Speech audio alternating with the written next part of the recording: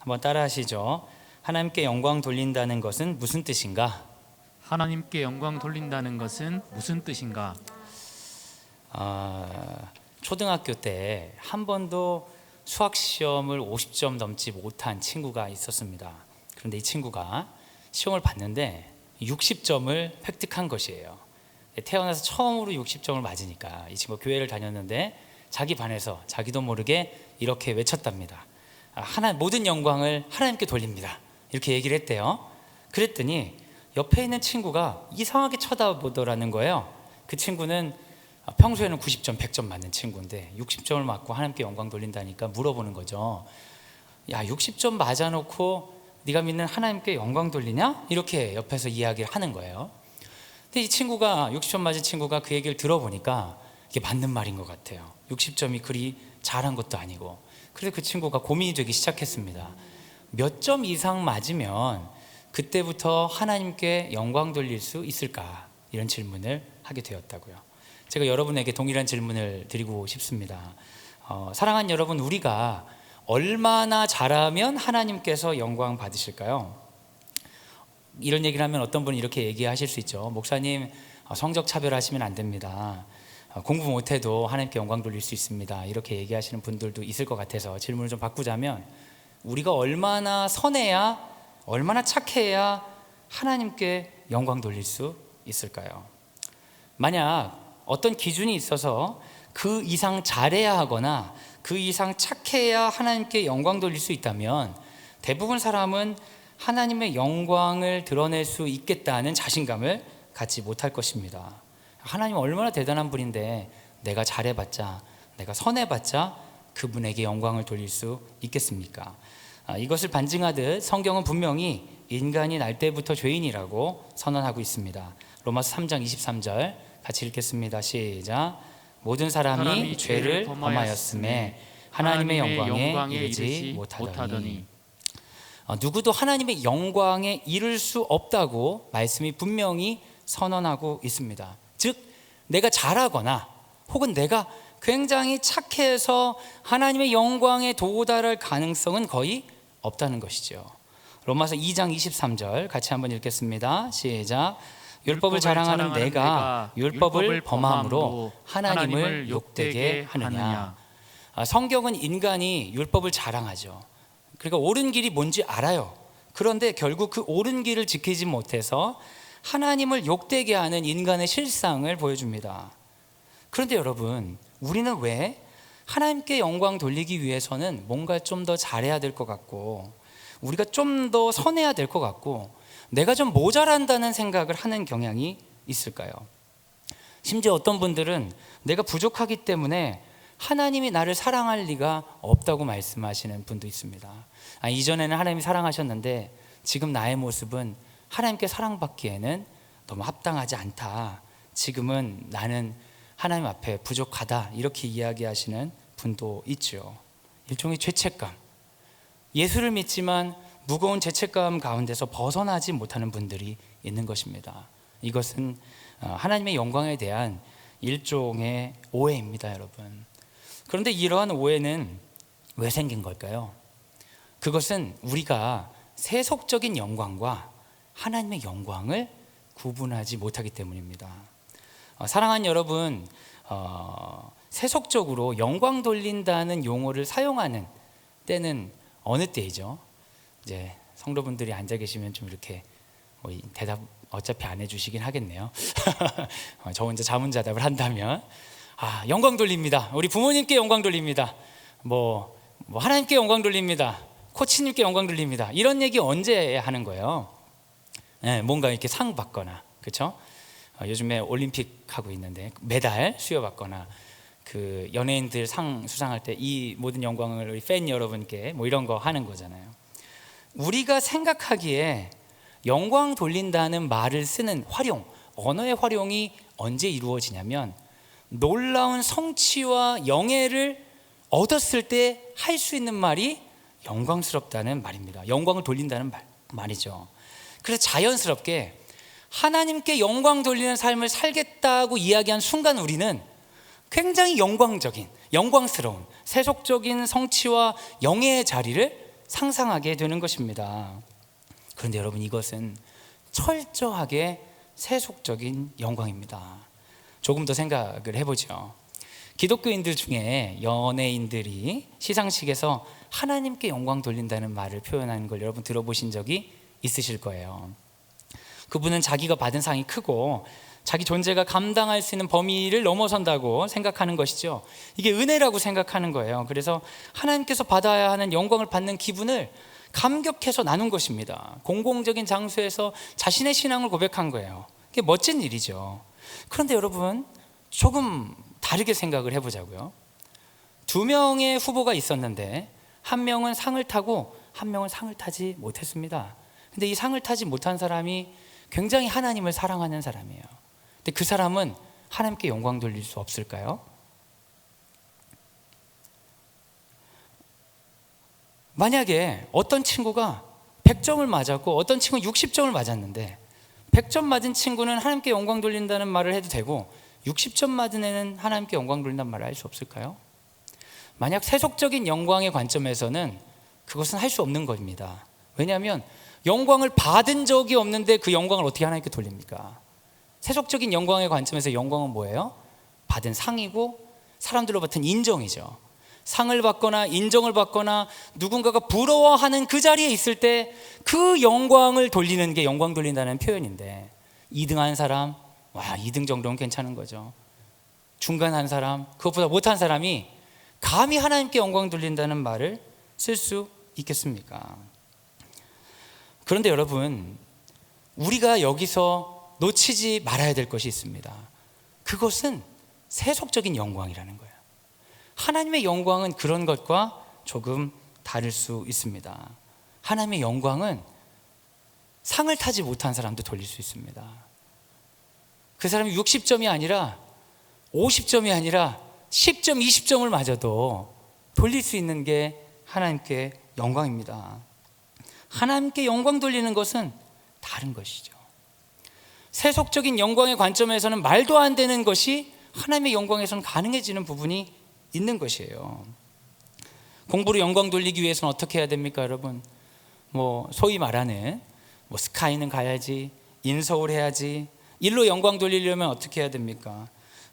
연봉 어느 정도는 돼야지, 가난해서 하나님 영광을 가리면 안 되지, 남들에게 인정받는 사람이 되어야 하나님께 영광 돌리지. 이런 말들이 우리에게 암묵적으로 주고 있는 가르침은 타인들이 보기에 부러운 자리에 가야지만 하나님이 영광을 받으신다는 거예요.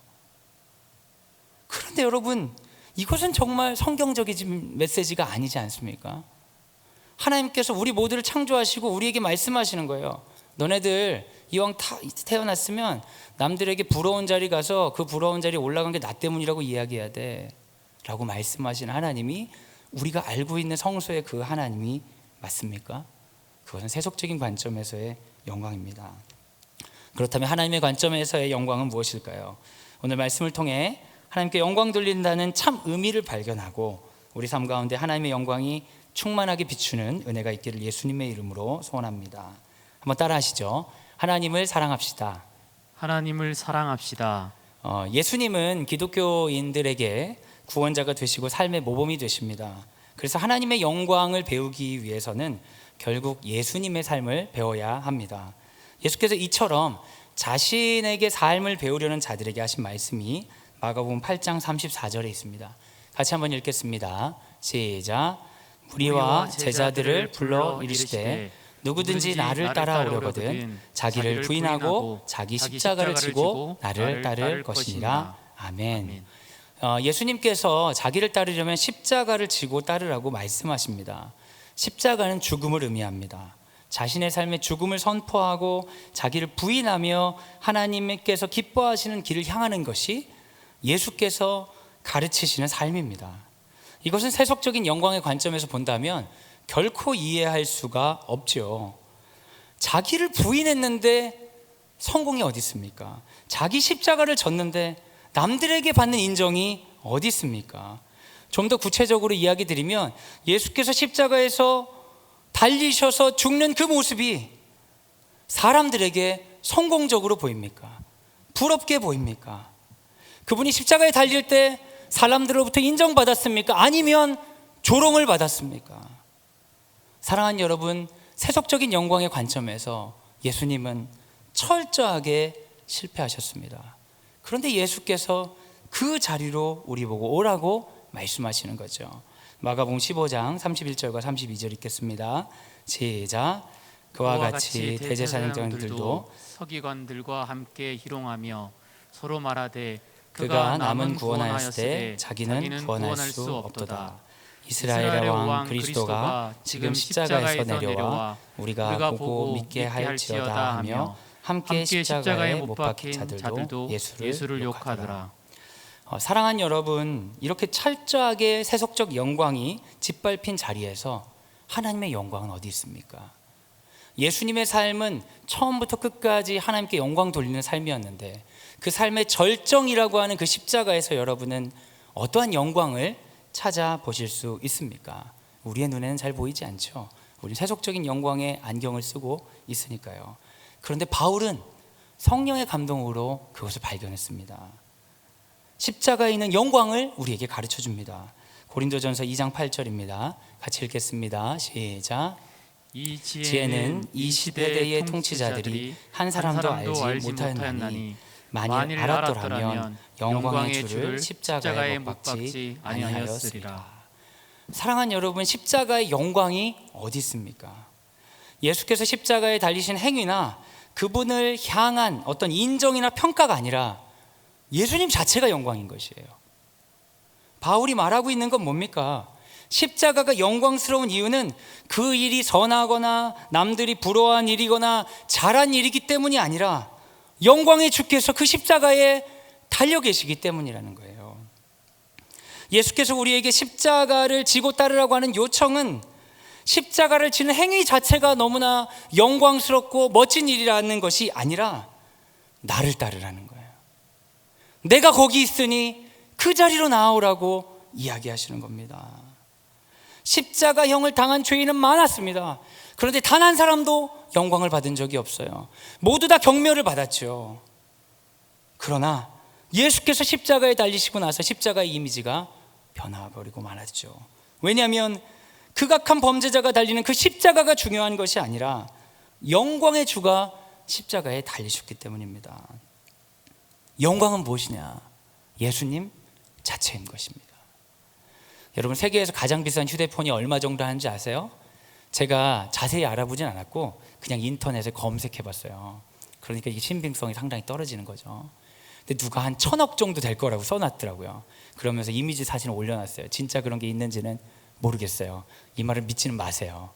그런데 이 최신 기종일 텐데 이게 1,000억 가까이 되는 휴대폰이 제일 비싼 이유는 휴대폰 정중앙에 아주 비싼 다이아몬드가 박혀 있다는 거예요. 큰 게.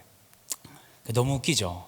근데 만약에 여러분 그 최신 기종의 휴대폰에서 다이아몬드만 뜯어가지고 지금 세계에 나와 있는 가장 안 좋은 휴대폰에 그 큰 다이아몬드를 붙이면 어떻게 되겠어요? 세상에서 가장 비싼 핸드폰이 돼버릴 수 있습니다. 십자가라는 행위나 어떠한 것이 중요한 게 아니라 예수님이 그 자리에 가면 그것이 영광이 되는 거예요. 영광의 주님이 그곳에 계시다는 것이 영광인 거죠.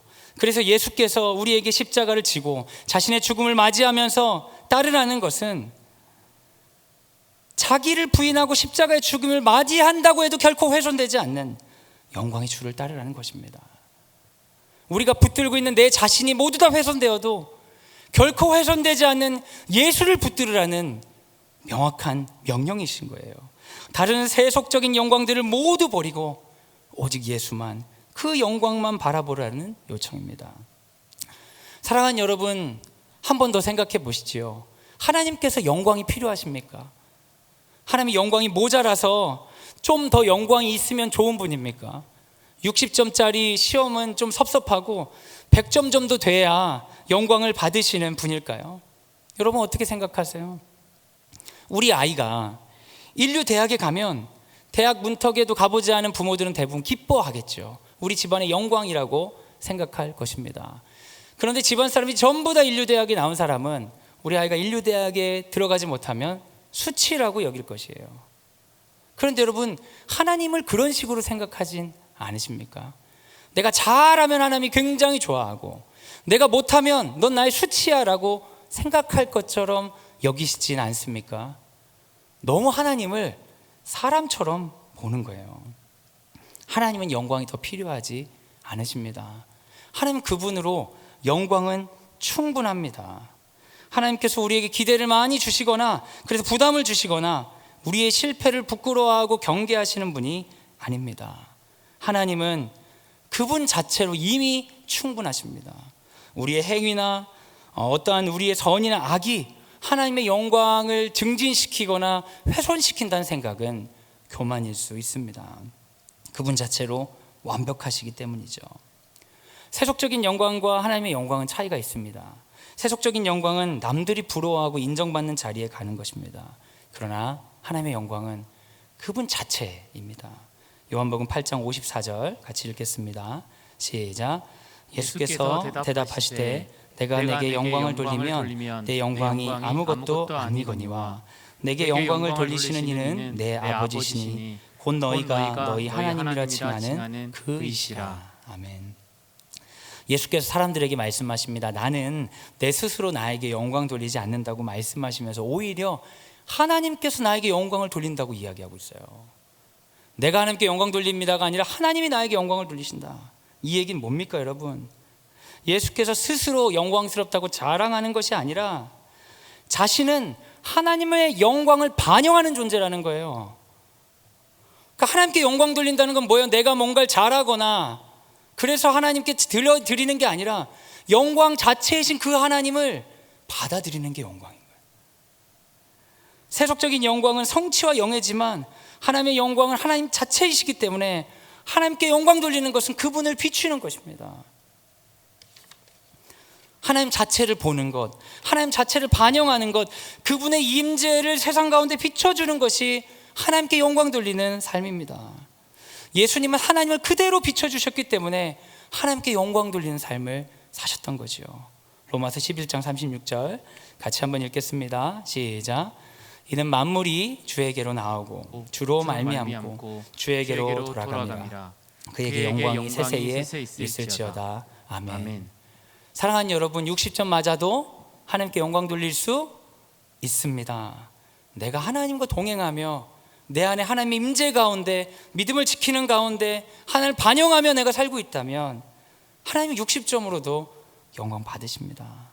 내가 상을 수상하지 못해도 실망하지 않고 믿음을 지킨다면 그것 자체로 하나님은 영광 받으십니다. 내 안에 하나님께서 살아계신 것이 영광입니다. 어떤 상황에서 믿음을 지키는 것이 하나님의 영광입니다. 왜냐하면 하나님 자체가 영광이시기 때문입니다. 그분이 내 안에 임재해서 살아있는 것, 그분을 찬양하는 것, 그분에 대한 믿음을 지키는 것 자체가 영광 돌리는 삶입니다. 예전에 제가 고등부 학생들을 좀 만날 때 보면 고3 친구들이 학기 초에 기도해달라고 이렇게 오는 경우가 있어요. 그래가지고 어떤 아이가 그런 얘기를 했던 것 같아요. 목사님, 고3이 되니까 마음이 안정이 되질 않아요. 너무 걱정이 되고 불안해요. 기도 좀 해주세요. 그래서 제가 물었어요. 네가 왜 그렇게 안정이 안 되고 걱정이 되니?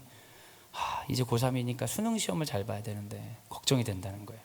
그래서 제가 그때 얘기했습니다. 그 불안을 없애는 방법이 있다. 애가 솔깃해가지고 뭔데요? 그러니까 수능 시험을 포기하면 된다.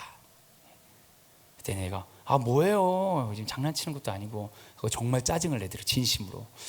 그래서 사실은 이게 맞아요. 왜냐하면 얘가 불안한 이유는 시험을 못 볼까 봐 불안한 거잖아요. 그죠? 그런데 시험을 잘 보고 못 보고를 기도로 통제하려고 하면 여러분 이게 되는 겁니까? 시험을 공부해서 잘 봐야 되는 거 아니에요?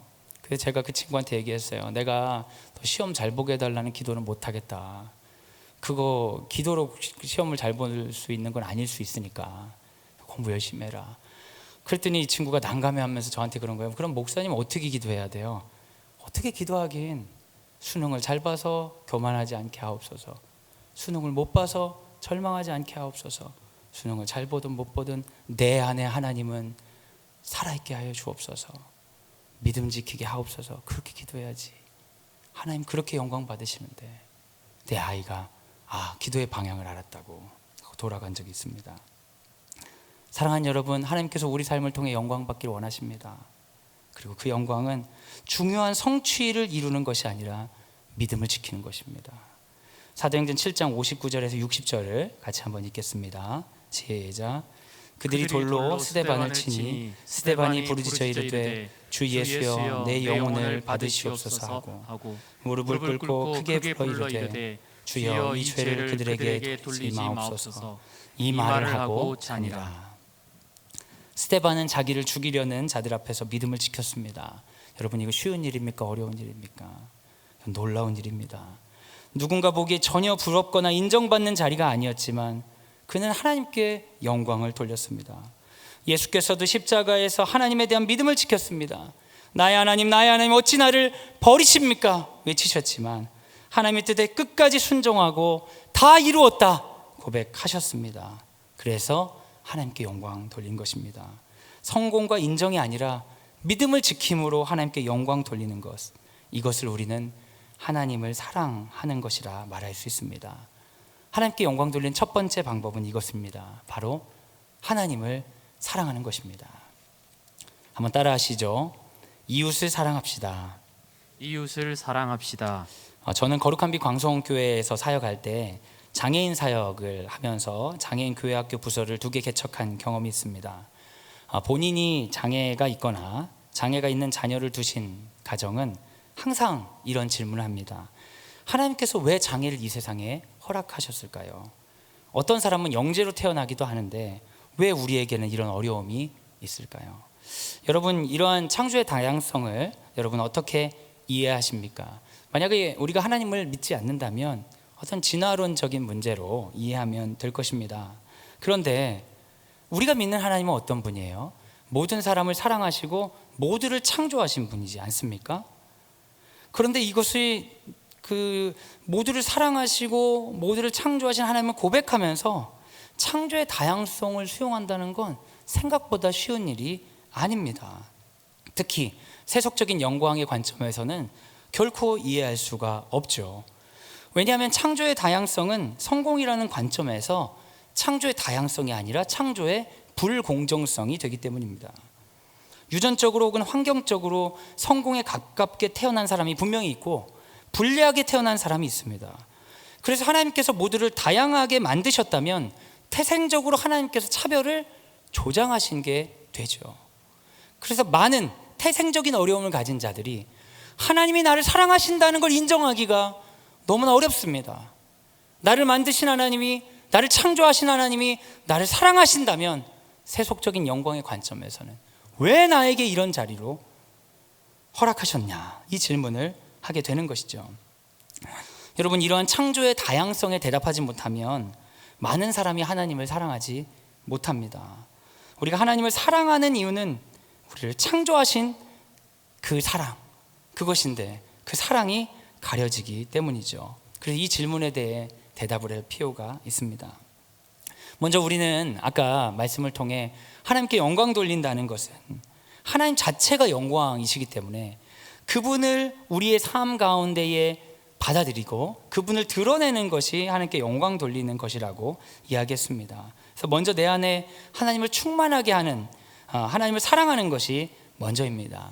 그렇다면 내 안에 충만하신 하나님을 드러내는 방법은 무엇일까요? 성경에서 하나님은 자신을 어떻게 표현하는지 살펴보면서 이야기를 이어가겠습니다. 요한일서 4장 8절입니다. 같이 한번 읽겠습니다. 시작. 사랑하지 아니하는 자는 하나님을 알지 못하나니 이는 하나님은 사랑이십니다. 하나님은 사랑이십니다. 그렇다면 하나님의 영광을 다른 사람에게 비추기 위해 우리가 해야 하는 일은 무엇입니까? 하나님의 사랑을 보여주는 것이에요. 내 주변 사람, 즉 이웃을 사랑하는 것이 하나님께 영광 돌리는 방법입니다. 그런 관점에서 창조의 다양성에 접근하면 우리가 하나님의 마음을 알 수 있습니다. 우리 안에 창조의 다양성은 하나님의 차별이 아니라 하나님께서 사랑할 기회를 주시는 겁니다. 같이 살라고 다양하게 주셨다는 거죠. 같이 살라는 명령이 하나님께서 우리에게 허락하신 사랑의 방법인 것이에요. 에베소서 4장 15절과 16절 같이 한번 읽겠습니다. 시작. 오직 사랑 안에서 참된 것을 하여 범사에 그에게까지 자랄지라. 그는 머리니 곧 그리스도라. 그에게서 온몸이 각 마디를 통하여 도움을 받음으로 연결되고 결합되어 각 지체의 분량대로 역사하여 그 몸을 자라게 하며 사랑 안에서 스스로 세우느니라. 발달장애인 부서인 사랑부에서는 한 달에 한 번씩 통합 예배를 드렸습니다. 통합 예배라는 것은 그 사랑부 친구들이 각자 자기 나이에 맞게 일반 아이들이 있는 부서에 가는 거죠. 한 달에 한 번씩 그런 예배를 드렸어요. 통합 예배를 갈 때는 항상 짝꿍 선생님이라고 해서 교사 한 명이 같이 갔습니다. 이 친구들이 도움이 필요한 부분이 있기 때문에. 통합 예배 끝나고 교사 모임 할 때 보면 그렇게 속상해 하시는 분들이 있어요. 목사님, 얼마나 제가 부끄러운지 몰라요. 함께 간 누구가 예배 시간 내내 소리를 치더라고요. 그래서 앞에 있는 전도사님이 설교를 못하고 참 우리 친구가 왔으니까 함부로 말도 못하고 쩔쩔매시는 모습을 보니까 너무 민망해서 제가 부끄러워서 다음에는 또 가고 싶지가 않아요. 이렇게 얘기하신 분도 있었고, 제가 기억나는 건 어떤 분은 목사님, 어떤 우리 친구가 그냥 그 자리에서 오줌을 싸고 말았어요. 그래서 예배 시간이 난리가 났어요. 그 나이가 다 들고 초등학교 6학년 친구였는데 그 초등 6부에 있는 애들이 소리를 치고 차마 장애 있는 친구가 왔다고 하니까 뭐라고 하진 못하지만 난리가 났어요. 정말 제가 너무 부끄러웠어요. 막 울고 막 눈물을 흘리시고 막 그런 얘기를 하실 때가 있는 거예요. 그런 얘기 들으면 제가 화가 나는 거예요. 속상하기도 하고, 왜 그것 때문에 부끄러워하시냐고. 선생님도 사랑부 하시면서 뭘 배우셨냐고. 이 세계의 장애인들 비율이 얼마나 많습니까? 그런데 왜 아이들은 그런 걸 이상하게 봅니까? 이상하게 보는 이유가 뭐예요? 이 세계에 장애인이 없기 때문입니까? 장애인들을 다 감춰놓기 때문입니까?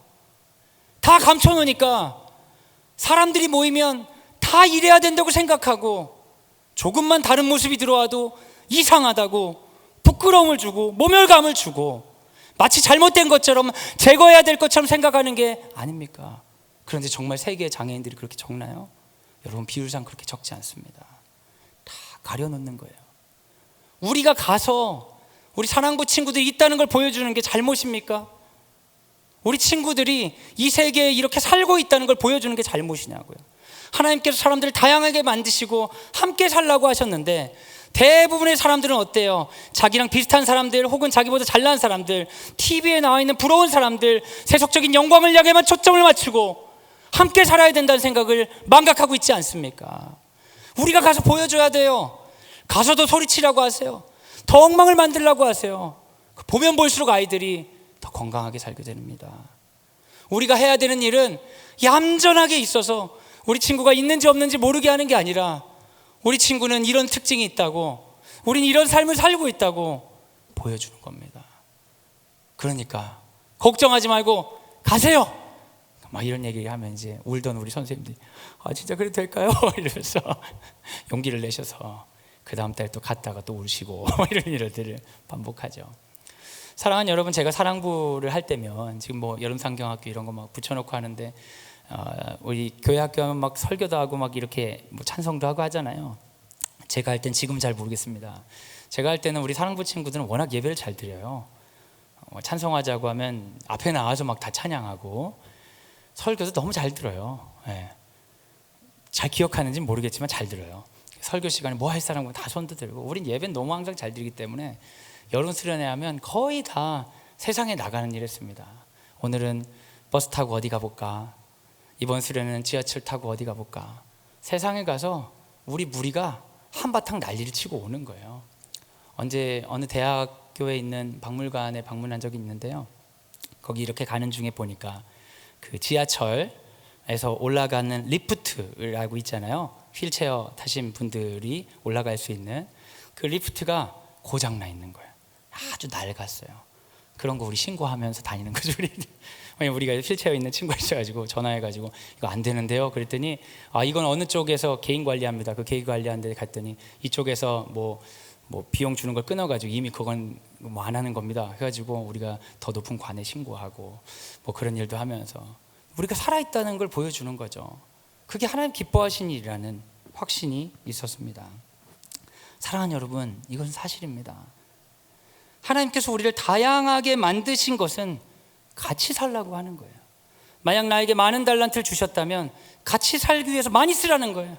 만약 나에게 적은 달란트를 주셨다면 그걸 가지고 함께 살기 위해서 노력하라는 거예요. 그래서 하나님의 창조에는 실수가 없습니다. 그런데 우리 각자가 세속적인 영광의 관점으로 접근하기 때문에 하나님의 창조가 실패된 것처럼 느끼는 거죠.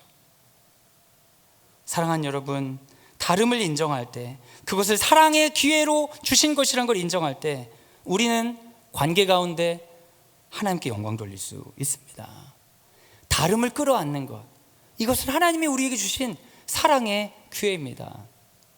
저도 최근에 다름에 대해서 지금 사랑분은 하지 않지만 저희 막내 아이를 통해 참 많이 배웁니다. 저희 막내 아이가 5살이거든요.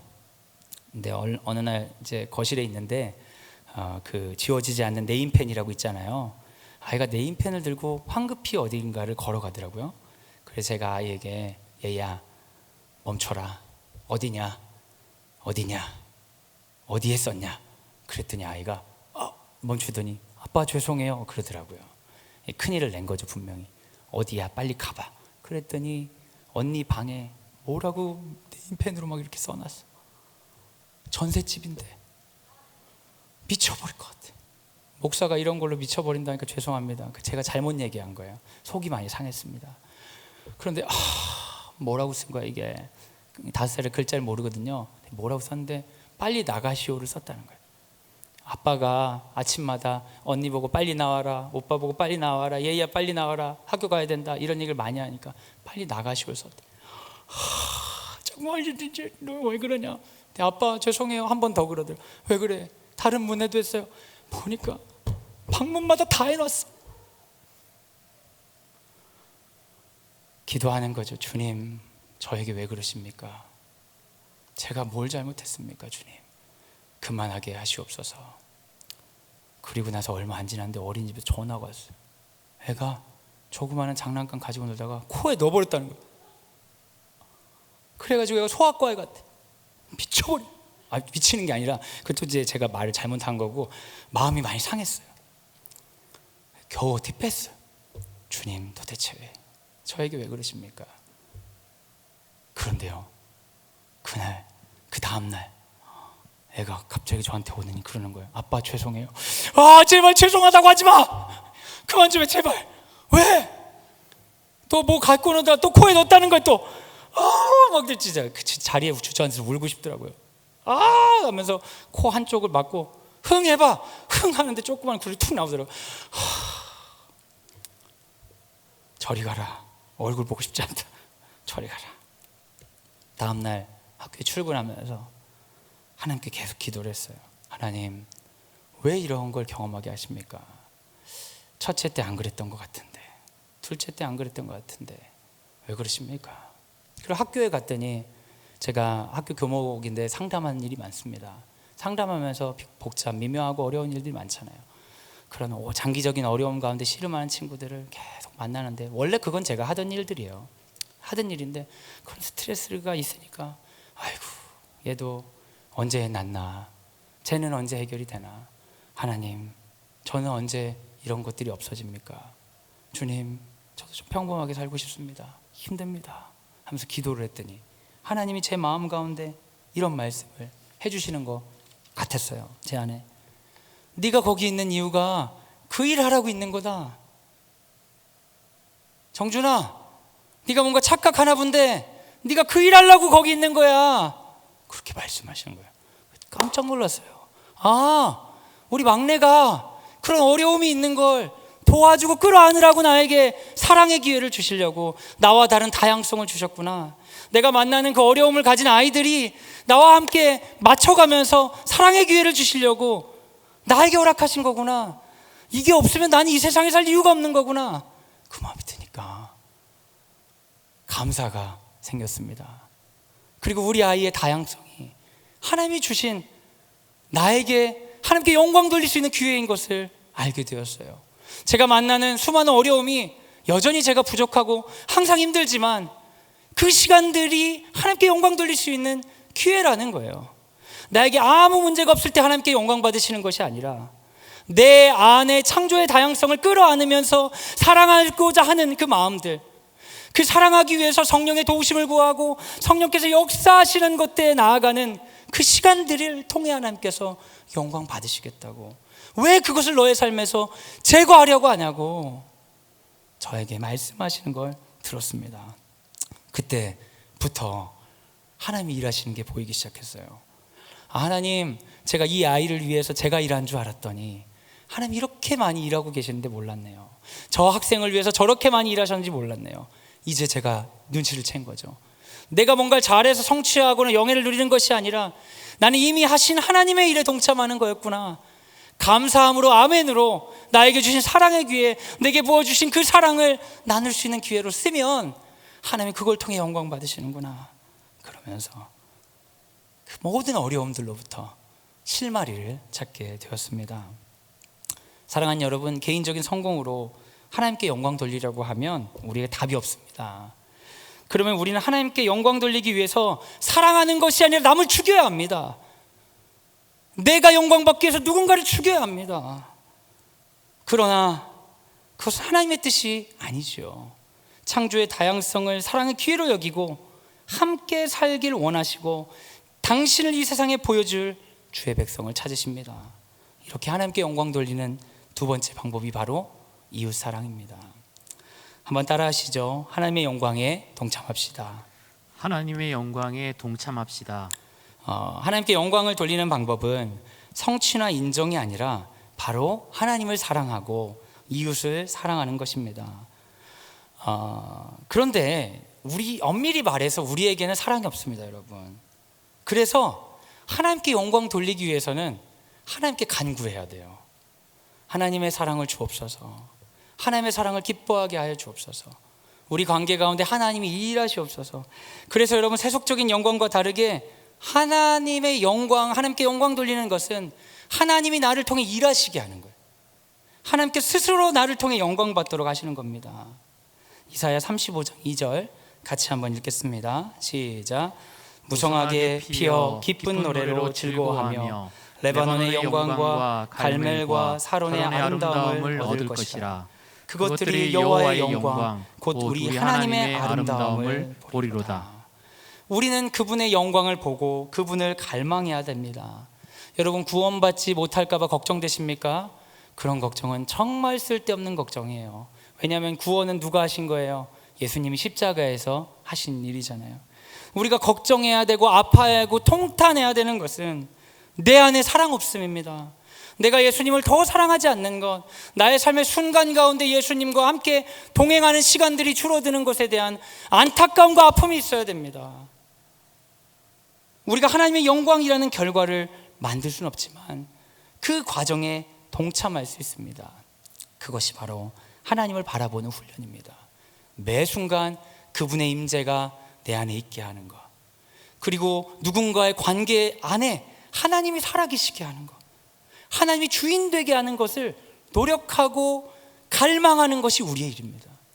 그분을 사랑하기 위해서 이를 악물고 물어뜯듯이 쫓아가는 게 우리의 일입니다. 사랑하는 여러분, 하나님의 영광에 동참하는 일은 여러 가지가 있습니다. 저는 목사인데요, 저도 목사지만 하나님의 영광을 갈망하기 위해서 노력하지 않으면 제가 설교를 준비하면서도 단 한 번 하나님께 상의하지 않을 때도 있습니다. 내 안에 하나님의 임재도 없이 복음을 전할 때가 있습니다. 정말 그것을 우리가 생명처럼 여기고 하나님께 영광 돌리기 위해서 내 안에 하나님의 임재를 붙드는 것, 어떤 관계 가운데 사랑 가운데 하나님이 있게 하는 것을 위해 우리가 무진 애를 써야 됩니다. 그런데 그것은 단순히 남이 하라는 걸 해서 되는 게 아니에요. 여러분, 사랑을 남이 하라고 해서 한다면 얼마나 끔찍하겠어요. 여러분, 생각해 보세요. 정략 결혼 같은 거죠. 얼굴도 한 번도 보지 못한 사람을 보고 열렬히 사랑하라는 거예요. 여러분, 되시겠어요? 뭐 되실 수도 있겠지만 자연스럽지 않잖아요. 사랑은 어떤 거예요? 내가 해야 되는 겁니다. 남이 시켜서 할 수 없는 거죠. 하나님을 사랑하는 것도 마찬가지입니다. 여러분, 하나님을 사랑하기 위해서 찾아보시고 어떤 시도해 보세요. 해보세요. 해보지 않고 안 되는 거예요. 그럼 해보고 나서 어떻게 해? 해보고 에이 안 되네 하고 포기하지 말고 해보고 피드백을 받아요. 코치들에게. 여러분 운동할 때 보면 개인적으로 PT 받는다고 하잖아요. 우리 목사님들 계시니까 여러분이 하나님을 사랑하기 위해서 사람들과의 관계 가운데 사랑이 살아있기 위해서 노력하시면서 모르겠으면 목사님에게 개인 코치 받으면서 여러분의 그 사랑의 길을 가시면 강해질 수 있습니다. 믿음이. 제가 최근에 했던 훈련 중에 하나를 말씀드리고 싶은데요. 이것을 다 하자는 것이 아닙니다. 제가 이 얘기를 드리는 건 제가 목사인데도 지금도 하나님의 임재를 위해서 이렇게 애를 써도 쉽지 않다는 걸 그냥 보여드리기 위해서 한 가지 얘기를 드리려고 합니다. 이거면 이제 설교는 끝나요. 너무 불안해하지 마세요. 더 있진 않습니다. 여러 영성 훈련이 있고 제가 시도했던 것들이 있는데 올해 그 초에 제가 학부모님들에게 선한목자교회에서 하는 1시간 기도라는 프로그램을 있더라고요. 그래서 저희 학부모님들 대표분들께 한번 의뢰해봤어요. 우리 학부모 운동으로 1시간 기도 이런 거 해보면 어떨까요? 하고 제가 말씀을 드렸어요. 그걸 소개를 했어요. 잘 모르시더라고요. 그러면서 소식이 없었습니다. 그리고 방학이 지나고 얼마 지나지 않아서 목소리 잘 안 나오네요. 지나지 않아서 그 학부모님이 저에게 찾아오셔서 목사님 저희가 기도하고 있어요 그러는 거예요. 그 1시간 기도를 실천하고 계시다는 거예요. 어떤지 보려고. 그러니까 제가 상당히 부담이 있었습니다. 왜냐하면 저는 소개만 하고 저는 안 하고 있었거든요. 근데 제가 목사인데 기도를 뭐 1시간은 안 하겠습니까? 라고 제 스스로 생각을 했어요. 간간히 기도하고 말씀 준비할 때 기도하고 뭐 새벽에 기도하면 막 기도하니까 다 합치면 대충 1시간 되지 않겠어? 막 그런 생각으로 이게 기도인지 생각인지 모르게 할 때도 있지만 그런 생각 안일하게 하고 있었는데 제 얘기를 듣고 어떤 분들이 매일 저녁에 이제 1시간 기도를 하고 있다는 얘기 듣고 너무 마음이 뜨끔해가지고 그러면 몰래 나도 해야겠다. 그래야 나중에 다음에 말 걸었을 때 좀 자연스럽게 대화가 이어질 것 같더라고요. 이분들은 기도하고 전 안 하고 이렇게 말하면 안 되잖아요. 그래가지고 그 다음 날부터 이제 1시간 기도를 하는 거예요. 할 일을 다 하고 업무 마치고 식구들 다 재우고 저 혼자 밤에 불 켜놓고 이제 1시간 기도를 하는데 너무너무 잘 안 되더라고요. 그렇게 오랫동안 기도하는 훈련을 제가 청년 때 이후에 잘 안 했던 것 같아요. 그래가지고 힘들더라고요.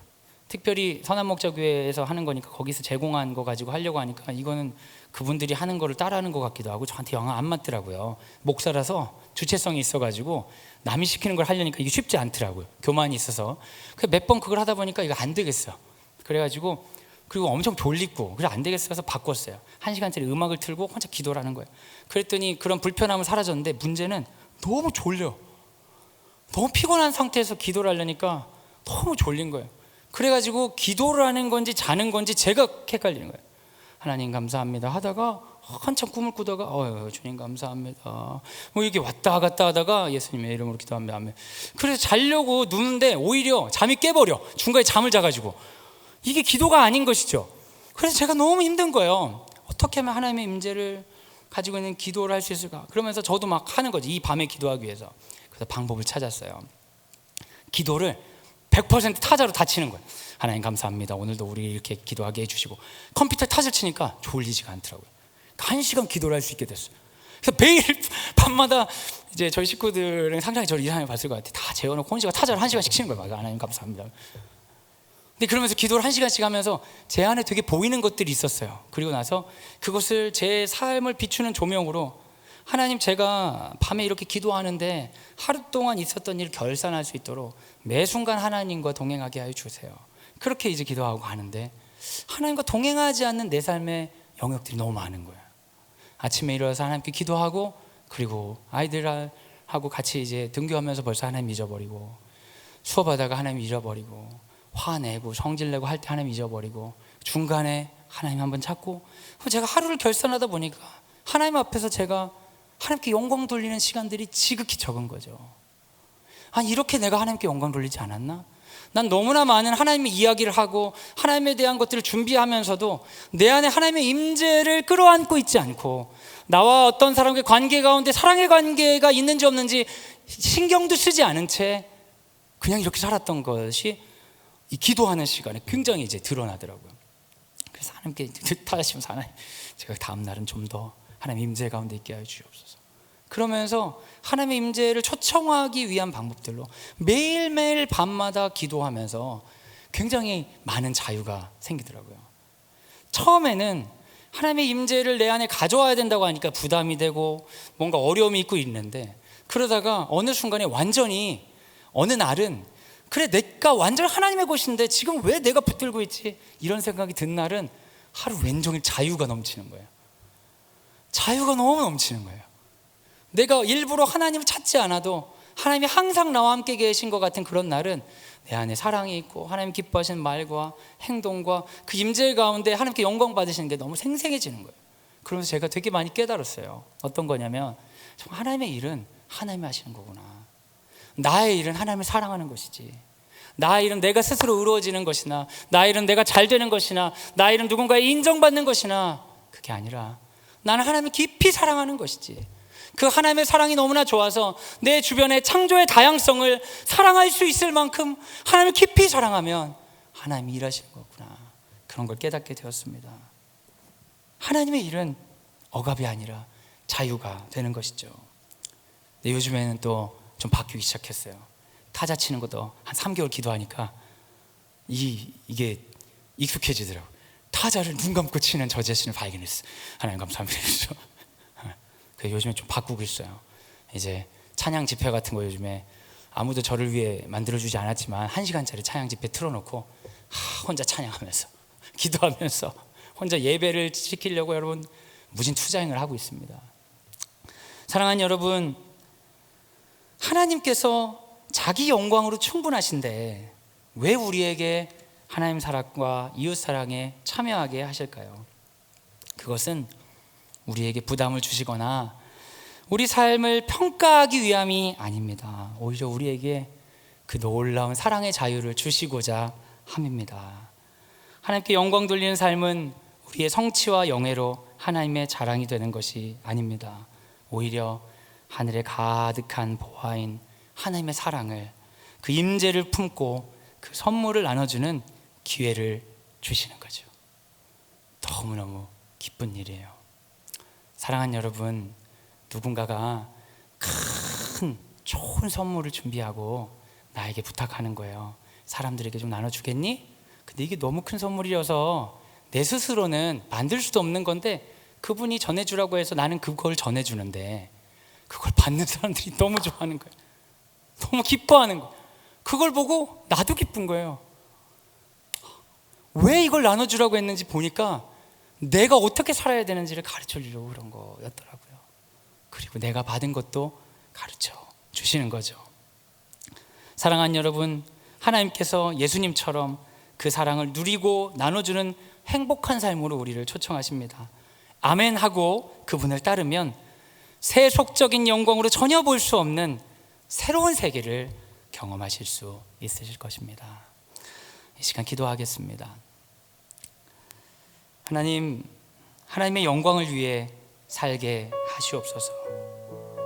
하나님을 사랑하고 품고 기뻐하고 바라보며 이웃을 사랑하고 그 사랑을 전하는 자로 살게 하옵소서. 그래서 하나님께서 우리 인생 가운데 숨겨놓은 엄청난 보화를 누리며 주 안에서 그 영광을 바라보며 기뻐하는 일에 동참하게 하옵소서.